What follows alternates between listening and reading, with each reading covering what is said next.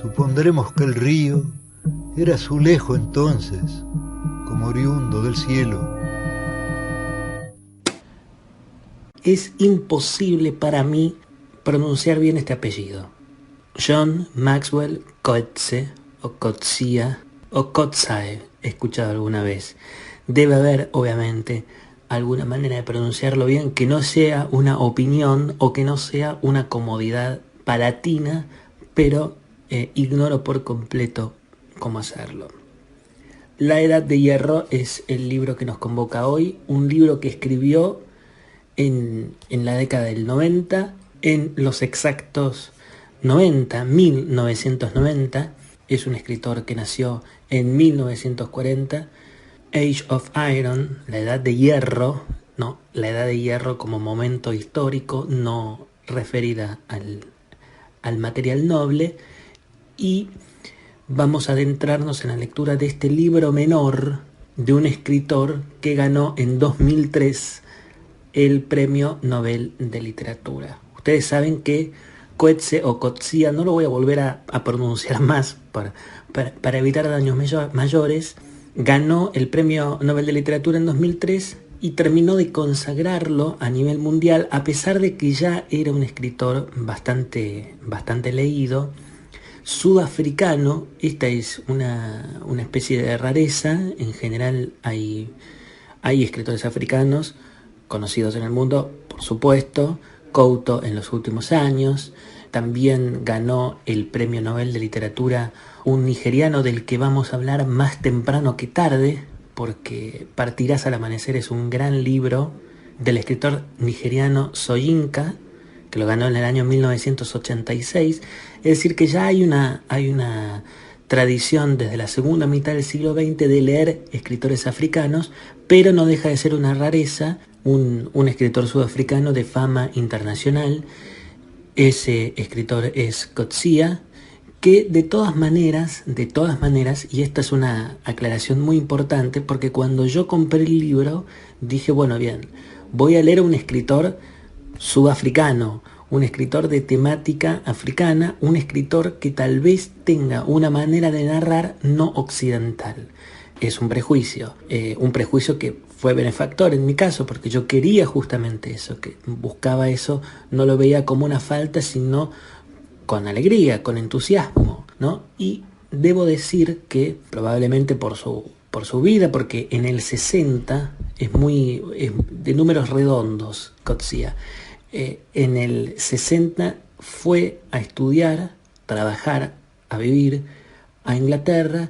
Después su vida circuló por Estados Unidos y entonces es, si bien un escritor sudafricano, bastante occidentalista en su manera de escribir y en su manera de narrar.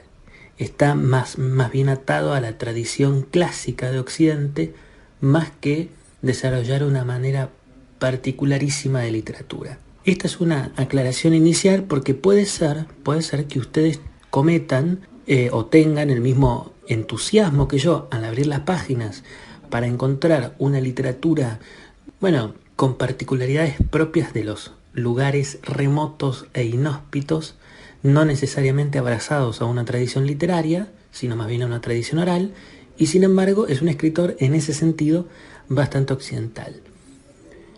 Decía que se le otorgó el Premio Nobel de Literatura en 2003 y la frase con la que se justifica esa elección es por la brillantez a la hora de analizar la sociedad sudafricana.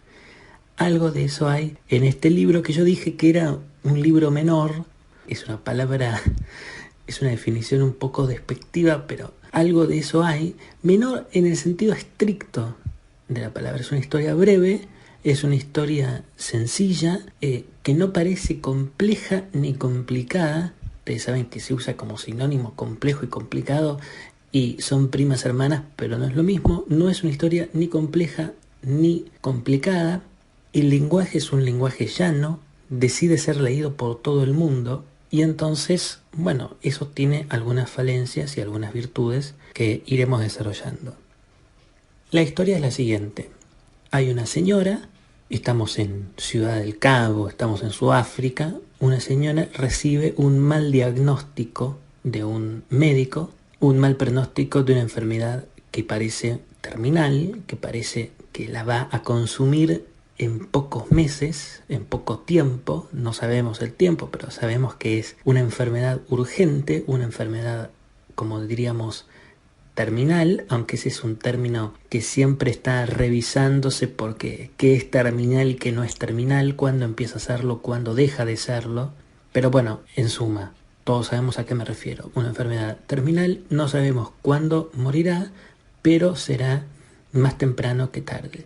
Ese diagnóstico, por supuesto, a esa mujer independiente, es una mujer que está en los 60 o cerca de tenerlos, y tiene una hija en Norteamérica, tiene una hija en los Estados Unidos, está sola en una casa extraordinariamente grande, recibe esa noticia, esa mujer, y la vida cambia, como es lógico.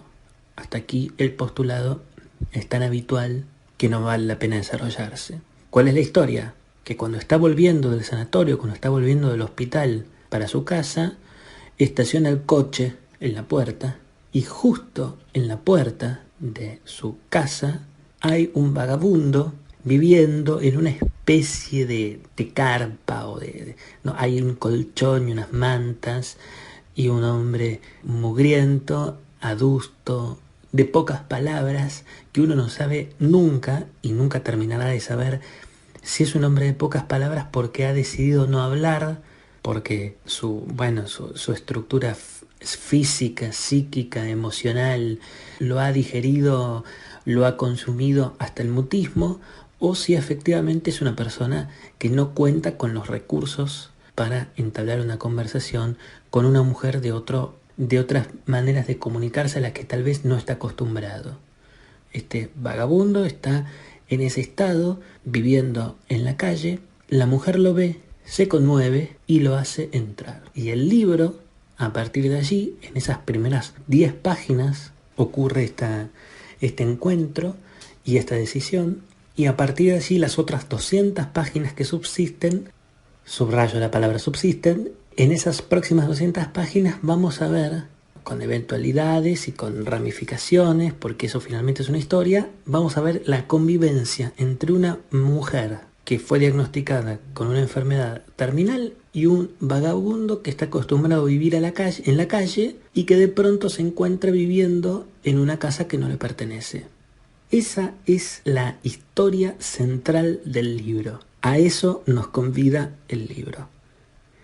Es una historia que parece disruptiva, que parece originalísima. Por otro lado, es una historia que, si bien vagabundos existieron, existen y existirán, lamentablemente, si bien es cierto que no es un descubrimiento la miseria en la literatura, hay ríos de tinta, es cierto que hay ríos de tinta, me refiero al respecto de este tipo de historias. Se ha escrito muchísimo literatura sobre esto, pero también es verdad que es un signo de época, lo escribe en los 90, el gran avance de la economización de la sociedad, la introducción de conceptos económicos, la introducción de conceptos como desigualdad, que si bien eran preexistentes en los 90 cobran una dimensión más universal. Cómo tratamos al otro cuando el otro no está en una situación de superioridad, sino de inferioridad adquisitiva o de inferioridad de condiciones, cómo lo tratamos, cómo una sociedad moderna, una sociedad de hoy se relaciona con las enfermedades. Bueno, evidentemente hay un cambio, algo que en bioética se llama la medicalización de la sociedad, es decir, la introducción de conceptos clínico-médicos en el acervo popular. Todos hoy sabemos conceptos de medicina, estamos atiborrados que nos acercan a conceptos en algunos casos complejos y que tal vez una persona hace 50, 60 o 70 años ni siquiera había oído de cerca. Bueno, la desigualdad, por ejemplo, estoy mezclando los temas, pero de esto se trata. De un tiempo a esta parte, el tema de la desigualdad es un tema clave en nuestras conversaciones cotidianas, y este libro trabaja efectivamente en parte con esa escenificación de la desigualdad. Una persona vagabunda que está en la calle, y una mujer profesional, culta, que a uno se le antoja inteligente y divertida, por lo menos en su tiempo, no va a estarlo ahora con esta noticia, que también está en una situación terminal, en una situación límite, y los dos en este estado liminal. Ustedes saben que el estado liminal es como una especie de estado umbral, algo que no está en un sitio ni en otro. Por ejemplo, un umbral de una casa.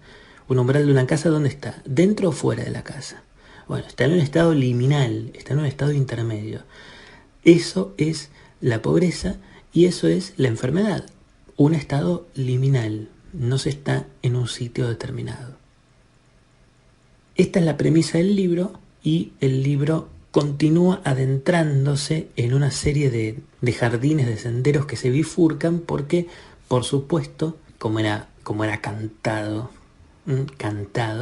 cantadísimo, perdonen la malicia, pero como era cantado, en general se asocia a la muerte con un estado recopilatorio, con un estado de trance, diríamos, de trance memorioso, donde una persona que está hablando de su muerte, en realidad está hablando de su vida. Como una persona muere, la muerte es el último, es el gran acto de nuestras vidas, y según muere una persona, parece, o estamos dispuestos a creer, es una manera de saber cómo esa persona ha vivido. La proximidad de la muerte la hace recordar a su hija, la hace recordar sus tiempos de juventud. Bueno, una idea bastante remanida que uno se pregunta qué agrega. Además es tan cotidiana la experiencia de la muerte que uno se pregunta qué de nuevo puede salir de este tipo de historias, ¿no? Por supuesto, llegados a este punto, dado que uno es un lector, como todos los que nos gusta leer, somos lectores atentos y que tratamos en todo momento de comprender cuál es la trama detrás de la trama, cuál es el lenguaje detrás del lenguaje, uno empieza a sospechar que el vagabundo que por otro lado tiene nombre, soy incapaz de pronunciarlo bien, el nombre es Berquail, yo lo leí Berquail y así lo recordaré, pero tal vez sea una raíz etimológica africana. Ustedes saben la colonización africana de Francia, es decir, hay tal vez un robusto gálico en esta pronunciación, y por ahí Berquail es Berquil, o bueno, vaya a saber uno. Bueno, este vagabundo, Berquail, uno se pregunta si en realidad no está simbolizando la muerte que está acechándola, y la muerte con la que esta mujer convivirá no sabemos cuánto tiempo. Acá viene el primer gran defecto del libro, que es la obviedad. La obviedad en el sentido más triste, porque muchas veces lo obvio siempre es ofensivo. Una cosa es lo claro y otra cosa es lo obvio. Una cosa es lo que sabemos que es y otra cosa es lo que damos por sentado que es. Son pequeños matices, son pequeñas particularidades que pueden parecer similares o pueden parecer iguales, pero no lo son. Una cosa es lo claro, lo evidente, lo que es, muestra lo que es, y otra cosa es lo obvio. Lo obvio tiene un regusto ahí de ofensivo. Una persona ve algo y le resulta obvio y ya se desprende de eso, porque no le supone ningún desafío suntuoso. Retiro la palabra desafío. No le supone ningún tipo de goce. Lo obvio es lo opuesto a lo gozoso. Nada que sea obvio va a producir un goce. Y cuando uno ve a este vagabundo ingresar a una casa, uno dice, bueno, una de dos. O es efectivamente un vagabundo y esta mujer en la proximidad de la muerte patea el tablero y empieza a vivir de una manera disruptiva, y entonces el libro se vuelve una especie de juego en el mejor sentido de la palabra, ¿no? Se vuelve una especie de gran panfleto contra las estructuras, o es obvio, subrayo la palabra obvio, que este vagabundo mortecino, que apenas habla, que es enigmático, que es encriptado, como uno se imagina que es la muerte, parece obvio o resulta obvio que es una representación, que es un símbolo de la muerte. Bueno, este postulado parece resolverse muy tempranamente. En la página 66 lo ve esta mujer después de una tarea cotidiana, baja, es un día de lluvia copiosa, de las lluvias de la que es capaz África, el África subsahariana, el África vegetalizada, y la mujer dice: una figura encogida debajo de una bolsa negra de plástico ha pasado frente a la ventana. He salido y he visto al señor Vercuil. Vercuil todo el tiempo vestido de negro y manipulando una bolsa negra.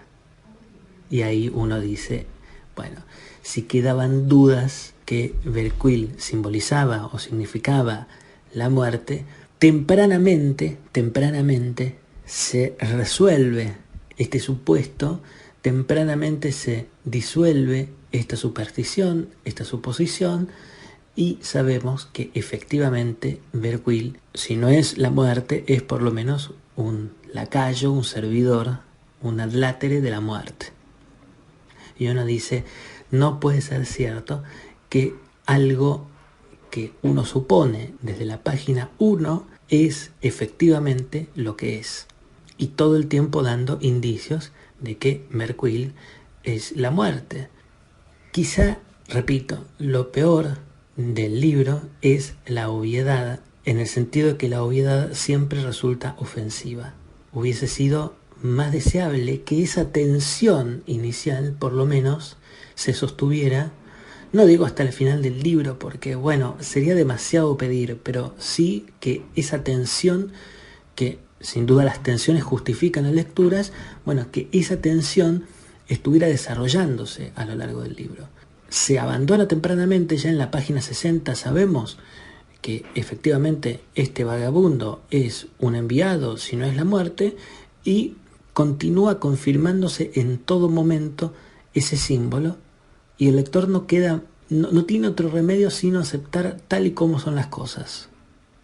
La contratapa del libro, dicho sea de paso, hay un periodista, un crítico que dice: La Edad de Hierro es una novela de belleza rara, y uno se pregunta, ustedes saben que las contratapas es un gran género de la ficción, es una metaficción, por supuesto, siempre mienten, y uno dice, es difícil equiparar la belleza y la obviedad.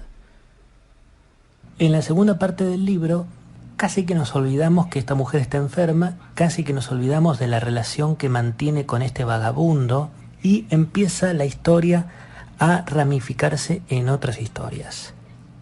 Ahí uno hubiera pensado que tal vez era el momento de defender esa imagen disruptiva de un vagabundo ingresando a vivir a una casa, pero no tenemos una especie de profundidad en ese vínculo, en esa relación, y ya prácticamente saltamos a nuevas historias. El libro se ramifica, teniendo en cuenta además que el autor se sirve de esta ramificación para hablar sobre el apartheid, tan comentado hoy ya.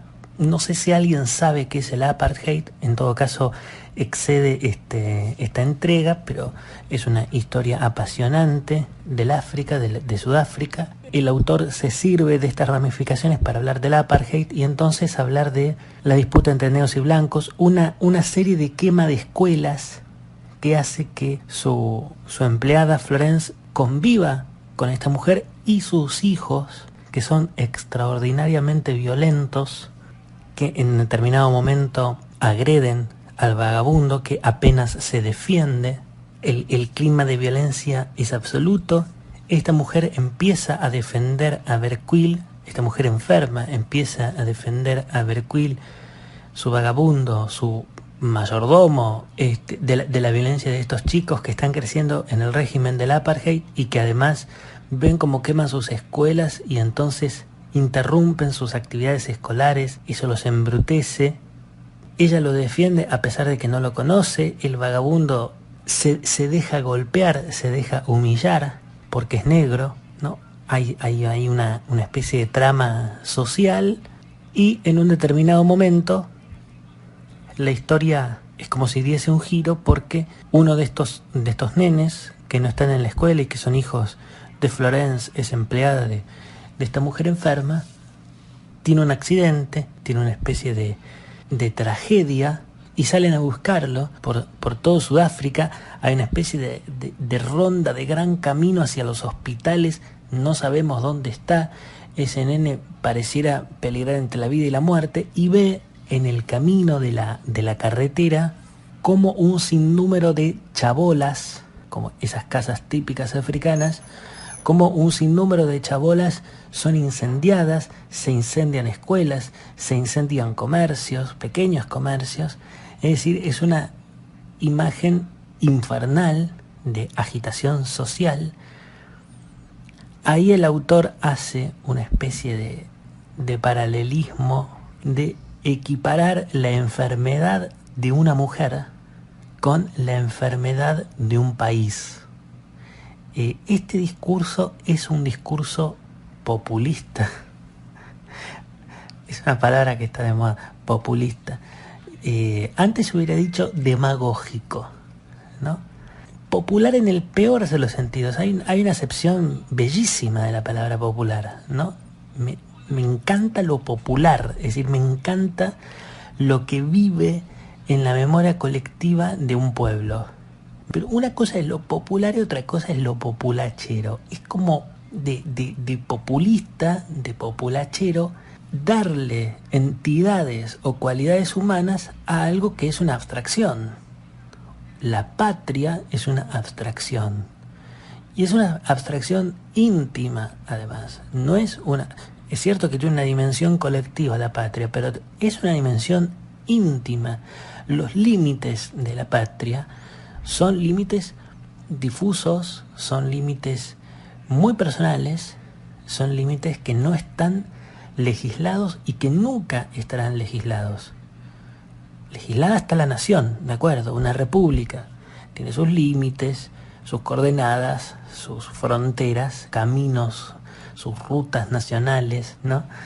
Pero la patria es otra cosa. Entonces, darle una entidad humana a la patria parece algo más bien que no denota inteligencia, sino más bien una empresa que está destinada al fracaso y que está destinada a la manipulación, dado que nace de una manipulación inicial. Suponer que un país se enferma, que una patria se enferma, que la descomposición de una enfermedad en una persona es equivalente o puede establecerse una equivalencia con la descomposición de un país, y de pronto la novela se vuelve una gran novela de la descomposición, es una idea absolutamente falsa. Las patrias no se enferman.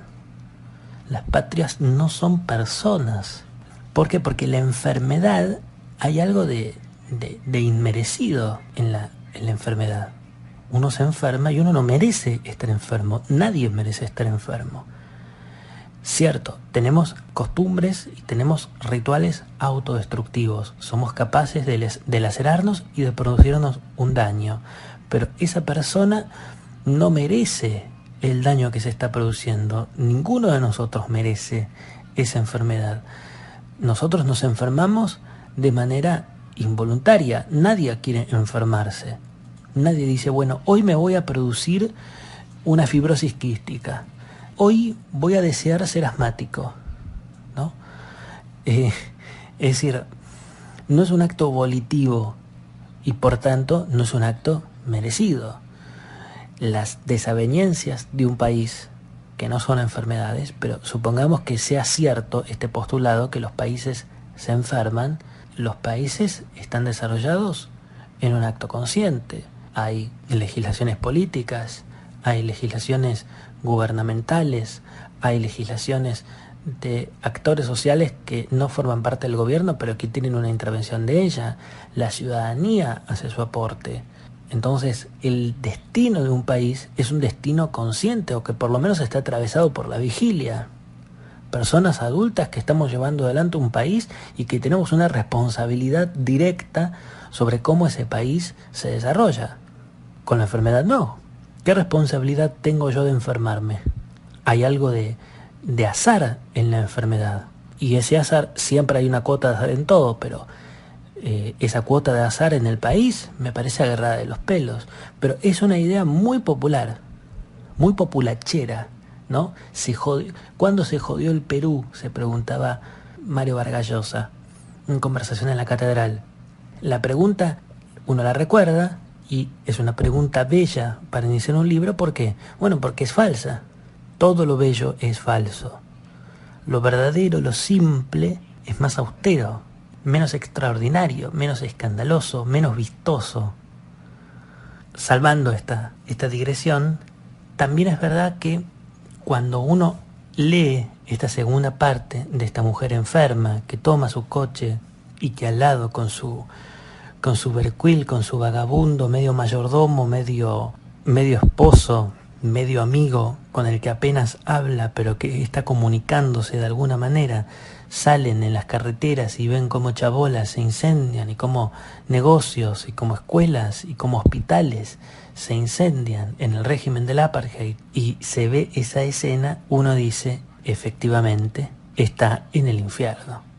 Esas llamas no son las llamas necesariamente de este mundo, sino que son llamas que son el símbolo de un viaje quebradizo o enfermizo que la lleva hacia un lugar infernal. Y uno dice, otra vez, como es un libro obvio, uno desea que ese símbolo no sea nunca descubierto, que sea sugerido. La belleza siempre es sugerida. Uno desea que diga, bueno, el autor continúe este camino, este viaje dantesco hacia el infierno, pero que nunca revele que efectivamente esa imagen, esa escena, es un símbolo del infierno.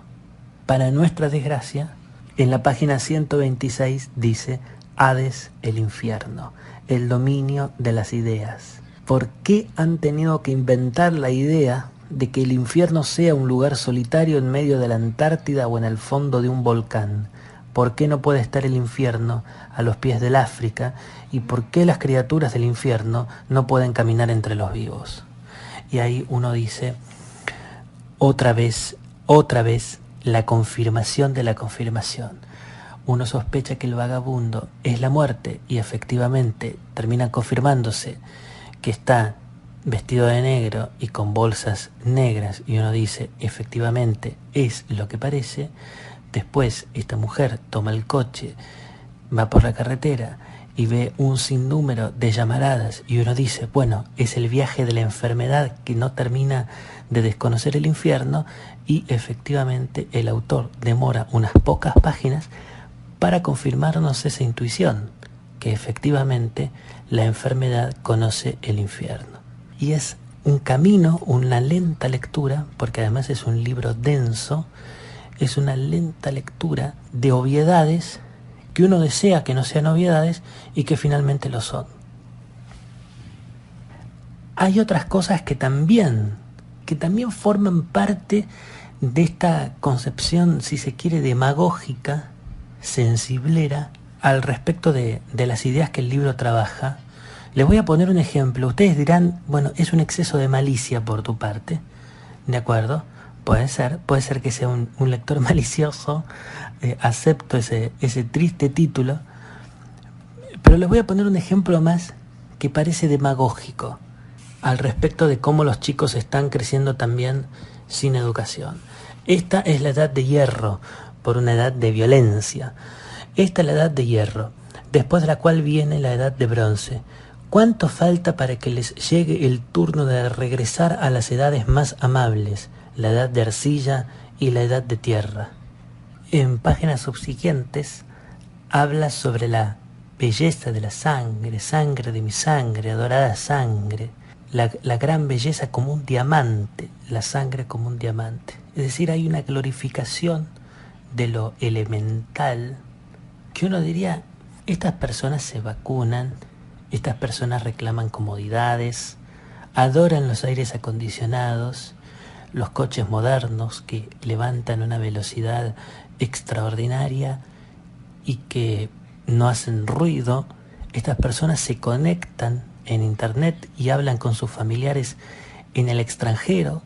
Se adora la tecnología, pero está el discurso de la tecnología como lo enemigo de lo sencillo, de la tecnología como lo opuesto a la naturaleza, ¿no? La reivindicación de la arcilla o de la tierra o de la sangre por sobre el hierro, el bronce, que son ideas por supuesto falsas, que supone encima, y esto es lo peor, una especie de vanagloria de persona que ha descubierto que lo elemental es lo más importante de la vida. ¿Y por qué no pensar que lo elemental es también la tecnología? ¿Por qué no pensar que la tecnología forma parte de la naturaleza? Ese discurso, repito, vacío, demagógico, de pensar que la belleza está en lo elemental y lo elemental es siempre lo elemental, lo atávico y no lo nuevo. ¿Por qué no pensar que lo elemental es el progreso? ¿Por qué no pensar que lo elemental es la tecnología? ¿Por qué no pensar que todo es eventualmente bello? ¿Por qué la sangre es importante? Efectivamente lo es. Pero ¿por qué es lo más importante?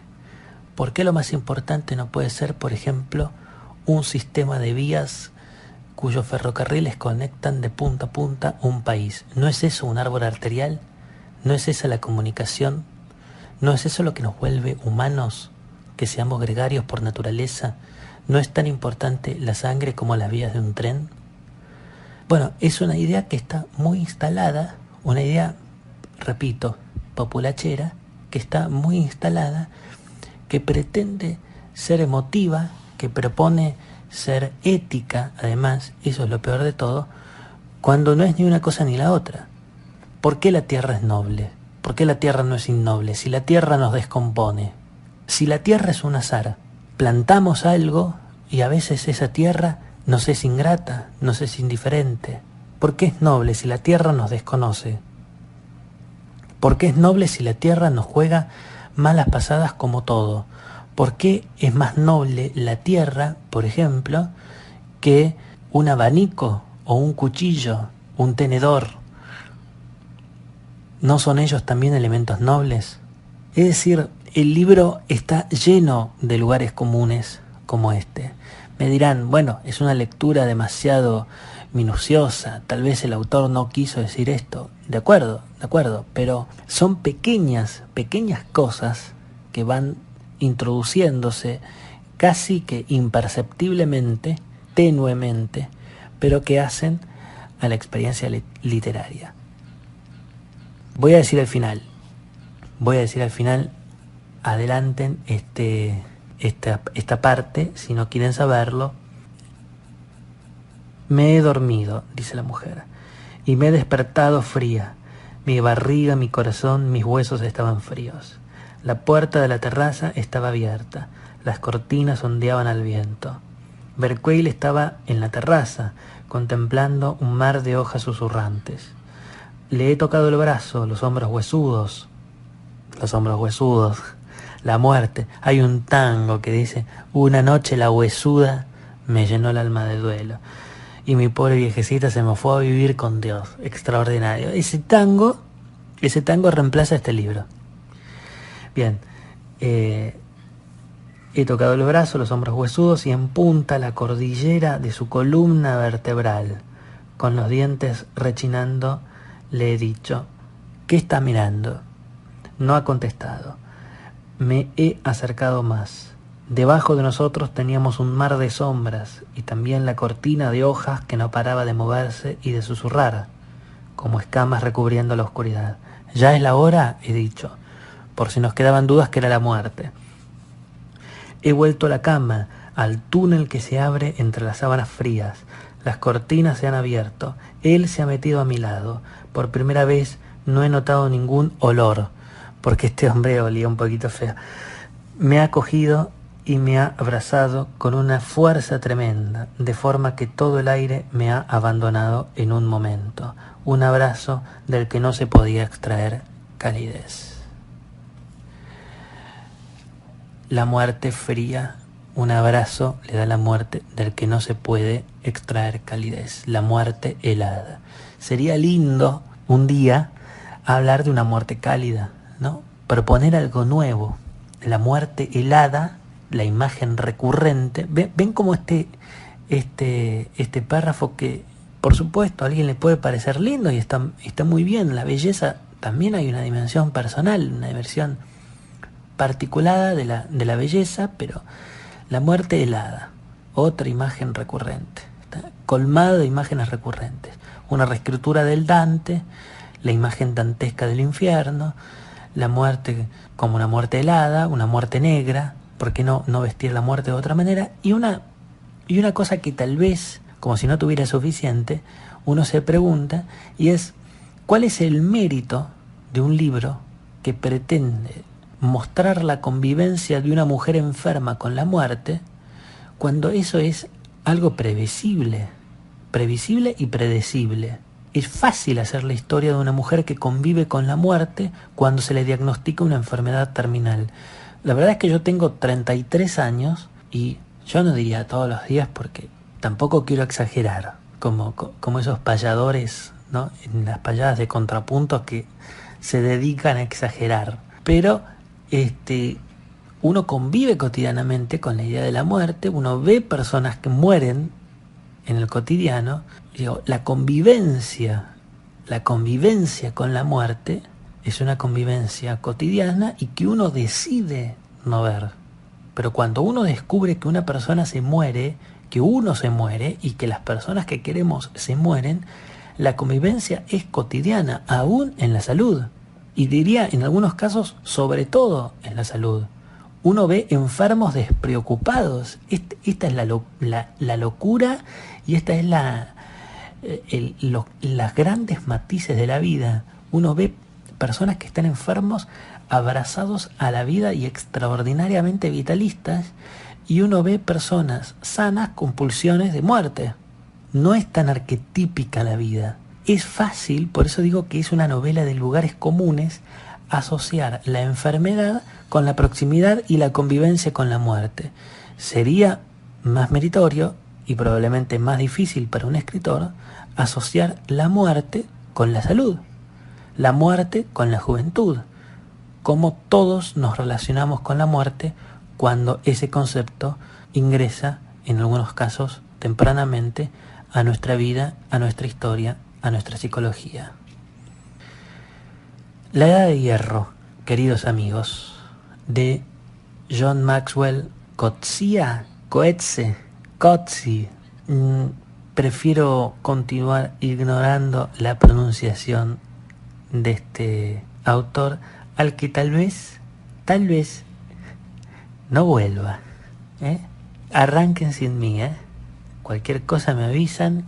Ya sabemos que el Nobel de Literatura hace años, si es que alguna vez lo fue, pero por lo menos hace años, no es un criterio para conocer buenos escritores. Repito, tal vez nunca lo haya sido, lo ganó Hemingway, con decir eso está dicho todo, pero bueno, yo compré este libro abrazado a una ilusión. Miren qué imagen triste les regalo. Abrazado a una ilusión.